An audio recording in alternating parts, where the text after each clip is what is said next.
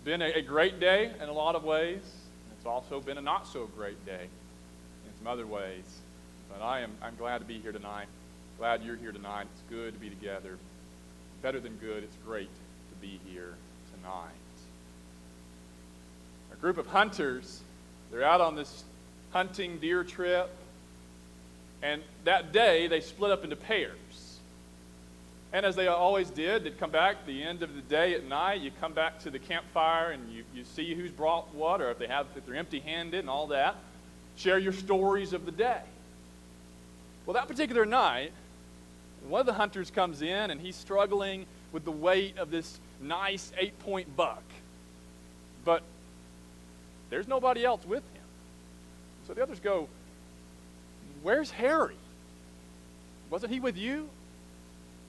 And this particular hunter, I won't even name his name. It wasn't in the story I read, so I don't even know. But he says, "Well, Harry, he fell down a few miles back on the trail." And they say, "You just left him lying there?" And he says, "Well, I didn't figure anybody was going to steal Harry." Here's the word: priorities. You with me? Priorities. And no, I'm not trying to give any kind of expert advice on hunting trips and leaving your buddies behind. I believe somebody preached like a week ago about loyalty and included friendship, and that might play in somewhere there. But as we consider tonight, first of all, yeah, on a much more serious note, there are some matters, there are some things, to use that very all-fitting word, that matter more than others. There are some that are first, even first of all. And I realize that first of all is not necessarily the best modern grammar. Even Microsoft tried to tell me that, but it's a quote from a text, so we're going to go with it. First of all. What is first for you tonight? For you, your family, whatever it is. I'll make sure I click the right button. There's a lot of different adages out there. There's the God, family, country. Sometimes it's more like country, God, family, or something like that. And most people have some set of things that matter most to them, a priority list of sorts, whether it's actually written out or not. And sometimes people will discuss getting their priorities right, or having to refocus or reorient, so that we'll say this, won't we? So that first things are first, or keep the main thing the main thing. Here's one for you tonight. We'll say one that should be first of all, according to Jesus, through his inspired apostle tonight, and that's prayer. Prayer. We might put it this way tonight, that prayer, and this is, if you're filling out the handout, this is the part where you have to wake up for a moment in the sermon. But prayer connects us to God. Prayer connects us to divine, almighty power. The power that created the universe. But it also, that's where that "and" comes in, it also shapes our hearts. Sometimes I've wondered if prayer is more about changing me than it is about changing God. That's what prayer does. Let's open up together to 1 Timothy chapter 2 as we look at first the instruction from this opening section of 1 Timothy 2. The instruction. What's Paul telling us to do? What is he telling young Timothy to do by our means tonight? What's the bottom up front? We'll get the bottom line up front, all right? And then the goal of that said instruction. And then we'll close tonight, if Jesus is willing, with the reason. The reason. And those two do overlap, even the words themselves, and that's intentional. Here it is. 1 Timothy chapter 2. We're going to say verses 1 and 2a for the instruction. That's where you get the heart of the command that opens this chapter. Let's read it together. 1 Timothy chapter 2, 1, and then we'll read part of verse 2. First, of all. Yeah, I told you I stole it. First of all, then, I urge that supplications, prayers, intercessions, and thanksgivings be made for all people. Break it down. What's first of all? There's a lot to what he says about prayer that we've already read just in the first verse, but if you had to really break it down to the minuscule instruction, it is first of all, I want you to pray. Pray.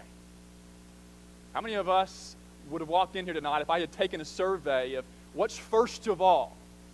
Not that there aren't some other good competing things to go in that slot. Maybe there's a few first of alls. But how many of us, especially if we hadn't read 1 Timothy lately, how many of us would have put P-R-A-Y? Maybe even put the E-R, prayer. I said we'd read the first part of verse 2, so I better do that. He says, to pray for all people, but then for kings and all who are in high positions. We're going to stop there for just a moment. The first part, first of all. That tells us tonight that prayer is to be that. A top priority for the child of God. Whether you're a minister working like Timothy in a local congregation in Ephesus, or you're what we call a regular member, or you're an elder or a deacon, whoever you are, prayer needs to be a top priority. And whether you think about that in terms of frequency, there's those rhyming F's that have been around, frequency and fervency of prayer. Both. A person whose life is saturated with prayer, because it's a big deal. Some of us might have some other things up there. I've seen the phrase around in different places. I know we got some coffee drinkers in here tonight. What's that phrase? But first, coffee. Before you talk to me, before I have to do my job on Monday morning, you get tomorrow off maybe, but before anything else happens really in my day, first, coffee.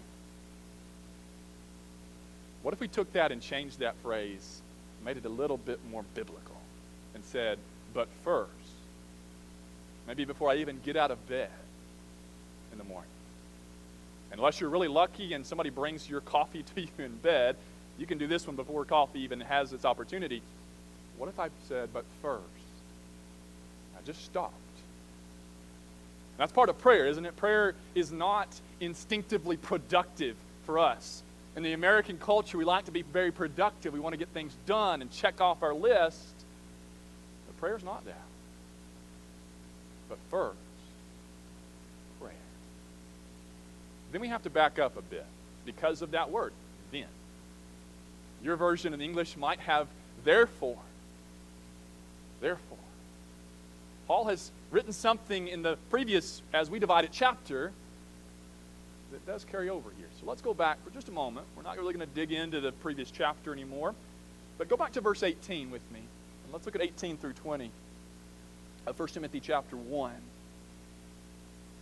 There's something about the importance of prayer that is related here to things like keeping a good conscience, fighting the good fight, not shipwrecking your faith. Do those sound like good things for you as a Christian? Let's read it. 1 Timothy 1:18 through the end of the chapter. This charge I entrust to you, Timothy, my child, in accordance with the prophecies previously made about you, that by them you may wage the good warfare, holding faith and a good conscience. By rejecting this, some have made shipwreck of their faith, among whom are Hymenaeus and Alexander, whom I have handed over to Satan, that they may learn not to blaspheme. First of all, then, I urge, I beg you to pray. So if you want those category of things in your life as a Christian, I'm not saying, I don't believe Paul is saying this is all there is to it. You just pray and all this works. But it's almost like the place you start is prayer. The top priority in part because of how it does shape and transform our minds, our hearts. And then if you watch it, it just might change the way you live. All because of the way you pray. Well, then how do we pray, Paul? He lists 4 words. It's beyond the scope of tonight for us to look at them very closely. I'll leave that maybe for your own study. But he does describe 4 types of prayer. They're somewhat synonymous. You might look at it as 2 big things that are emphasized. On the one part, you have our request to God, like supplication, the word prayer itself. Where I come into the throne room of the only true deity in the world. But I also come, one of these words has this hint of coming not so much as just the subject of the king, but like a prince or a princess. He's still king, but he's also my father. And that changes the dynamic of my prayers. So there are those 4 types. The other emphasis of the 4, one's request. The other is, what's the word that starts with a T? Thanksgiving. And that might be thanks for answered request, or it might be thanksgiving in general. How many things does God do for us and give us that maybe we've never asked for?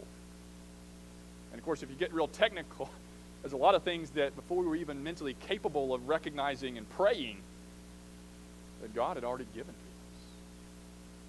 You might take note of those 4 angles for a revolving door called prayer.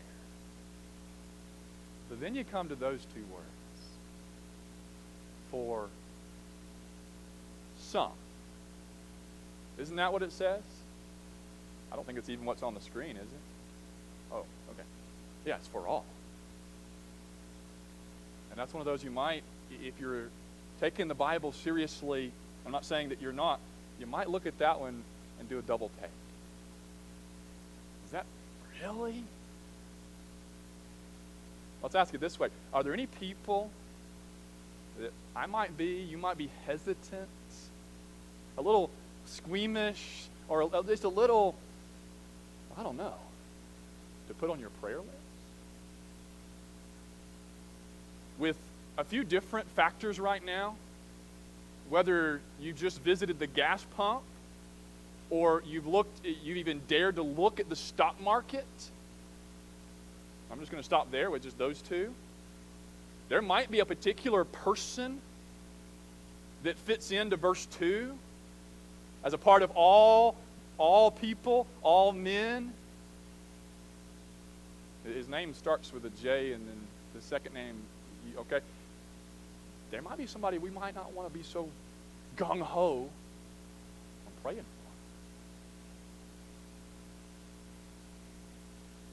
But it's there. And maybe it's those times when our hearts are most changed. Someone said that people, they can turn away from our arguments. They can move on from our pleas, but they don't have anything with our prayers.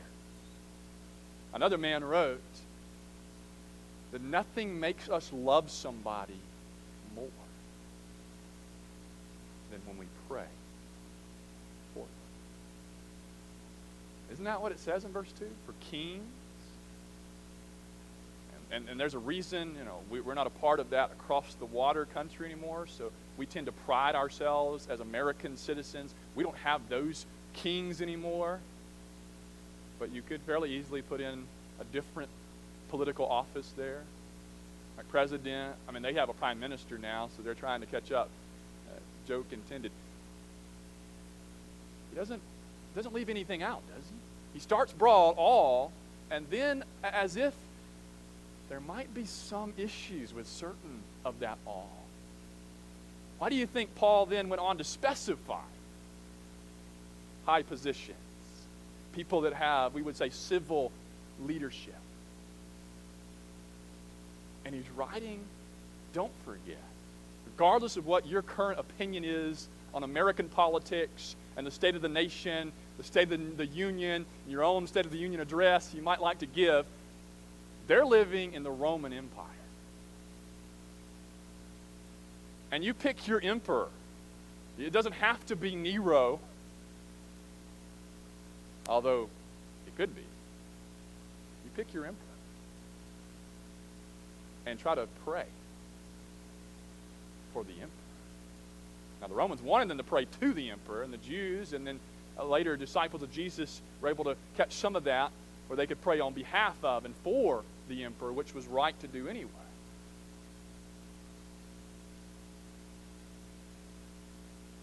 But then, he did say thanksgiving. And this isn't a sermon on that topic, but I prayed some prayers of thanksgiving last week. I hope you did. For a certain bill that our governor signed. A big, big step in the right direction. One of those times I'm kind of extra glad to live in the state of Oklahoma. As Christians, if we're not, there should be a burden of prayer about the butchering that's going on, has been for decades. And if we're not praying prayers of thanksgiving when the tide is turning, maybe we need to read 1 Timothy 2 again. This is the instruction. Pray. People that hate you, pray for them. People that make your life miserable, then you get the goal. Let's read the rest of verse 2. Here's the goal, or here's what it's really about. It is not that it is just about the president or the governor or the senator. It's not even that it's about them maybe obeying the gospel even, although that would be a good prayer to pray, or at least coming into more of a line with God's truth. But there's something more here, and it cuts closer to home. 1 Timothy 2, we'll say 2b for our purpose tonight. He says that we may lead, here's your purpose statement, that we may lead a peaceful and quiet life. Godly and dignified in every way. You get those two duos here. I think they're pretty straightforward. This might be one of those times when the difficulty is not with interpretation, it is with application.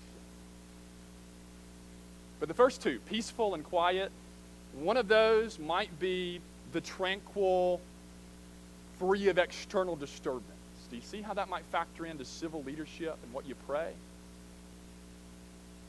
It's that calm sea. The other word is more where the sea is tumultuous, but on the inside. Like Jesus sleeping in the boat, there's peace on the inside. You don't have to have the first one to have the second one, although the first one can make the second one a little easier to accomplish. And I struggle with this one. Because there is a basis within the Scriptures to say that persecution, talk about civil disturbance, is a good thing. The early Christians rejoiced. They were counted worthy to suffer for his name.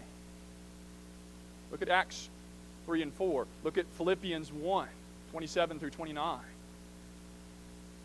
The church tends to grow like wildfire spreads when it's being persecuted by civil authorities, official or not. But I can also, here in this text and a few others, and with some practical thinking, a little common sense, I can also see that, yeah, on the one hand, God's people being hurt is not good. It can be good in the sense of the results of it, but it's not ever good inherently. I don't think God sees it that way.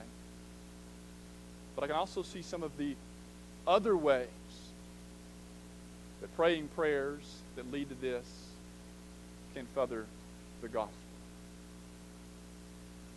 So I think you have to hold up both in your hands. You can't just go to one extreme or the other. You pray for peace, but you prepare for war. And I don't necessarily mean physical war, just to be clear. But then you get those other two. Godly. Dignified. And it's almost like you want peace of mind and peace of life so you can focus on showing people how God lives, like Jesus lived when he's in a human body. Godly. And that dignified one. We might try to blame TikTok and social media. We might try to blame a lot of different things, but it is something we've just lost our grip on as a culture. And as always, when a culture does something, as Christians, it's easy for us to get sucked in. And you've heard me preach enough. You know I don't mean that Christians have to be this stiff, sober, that kind of sober where you never laugh, you never smile, and everything is life and death. It's not. That doesn't mean there aren't a lot of things that are that important. There's a certain kind of dignity and respect Paul says a Christian should see. And somehow, don't get lost in the details, somehow that is connected to how I talk, how I pray, how I talk to God. That's the goal of Paul's instruction, to pray for people that you don't want to pray for. Because it'll change your heart. Might change your circumstances, but it will change your heart. Let's take a look at those last few verses. Now you're thinking, how long has he already preached? And now that was just 2 verses, and now we got 3 through 7 to go. 3 through 7 can be summarized with the word one. And if you're looking at the handout, you might have already caught that idea. Let's read 3 through 7, and then we'll come back and wrap this up. 1 Timothy 2, 3 through 7, Paul writes, "This is good." All of this. Pray, first of all, be godly, be dignified, add it all up. It's all good, and it is pleasing in the sight of God. That's why it's good. Our Savior, who desires all people to be saved and to come to a knowledge of the truth. For there is one God, and there is one mediator between God and man, the man, Christ Jesus, who gave himself as a ransom for all, which is the testimony given at the proper time. For this I was appointed a preacher and an apostle. I am telling the truth, I am not lying. A teacher of the Gentiles in faith and truth. One. First, now one. The reason for the instruction, the reason for the intended result of that instruction is that there is one God. And you put a period after that. One God. One God for all people. There's a reason you go to the hospital and they take blood out. It comes out the same color as everybody else. Because there's one God who made one created humanity. And he's the same God. Doesn't matter what your skin color is, your financial status, your background, religious, ethnic, social class, cuts through all of that and says, for all people, for the globe. I mean, the United Nations, I'm still in Western Oklahoma, so I'll say it, ain't got nothing on God. One God for the globe.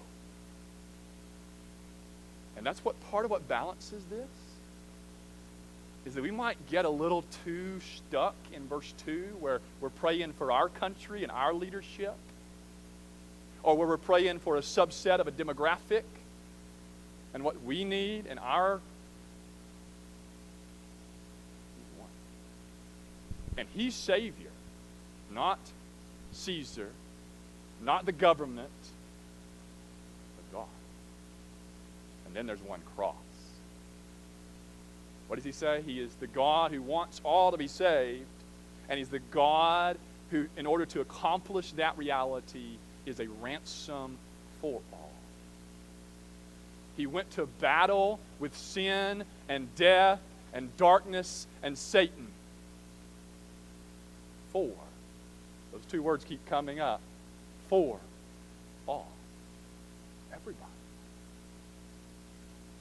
Think of how that goes back to my prayers. The people I don't like so much, maybe they don't like me so much. Did Jesus die for them? Most of us wouldn't hesitate to say, yeah, Jesus died for me. That's why I'm a Christian. But he also died for that person that's offensive. Maybe they don't smell so good. They don't talk the way I talk. Speaking of saying ain't and ain't you gonna. That's not as bad as it can get, is it? Jesus suffered for them. And if that doesn't change the way I pray about them, then I'm in real trouble. One God, one cross, and the rest now solves itself. You might focus in on verse 7 for this one, but one message. And did you catch how Paul, in talking about the one God for all the nations, the Christ who died as the mediator because he is God and he is man, he says, I'm the teacher to the Gentiles. Or another way to say that is, I'm a teacher to the nations. There's one message. So we pray for all people. And if we're doing that in the way that Paul describes here, with sincerity, with frequency, then we just might be the kind of disciples who are willing to share the gospel of Jesus with the people we already have been praying for, whether by name or more general. That's the reason. You might say it's reasons why Paul says, I want you to pray, first of all. And I want you to be people who live a life that is quiet. And I didn't really emphasize that word quiet too much, because I might be stepping on my own toes, even though I'm aiming for my own heart. And then I could say, well, I'm a preacher, I don't have to be quiet. But to live a life that's quiet. I do wonder sometimes that we might, yes, we can be too quiet about issues and truth, but sometimes we might reactively go too far the other way, and we fall in with the rabble that just wants to be heard. And the squeaky wheel gets the grease, right? I don't know how, and I don't mean this trivial or silly, I don't know how squeaky 1 Timothy 2:2 is. The instruction, the goal of that instruction, and then the reason behind it. Let's go back. What's first? What's first? Prayer connects us to God. I might have gone too far, but he's in control now. Connects us to God. Let's not underestimate that. But it shapes who we are. Now, it might be unfitting to preach a sermon like this and not pray. So let's pray. Our Father in heaven, we bow humbly. We come to you as a people who are so thankful that we have the honor and the privilege to come before you, to do so with confidence, not in ourselves, but in the blood of your Son. We realize tonight that we are broken people in one part. Because even as your children, we are people who still sin.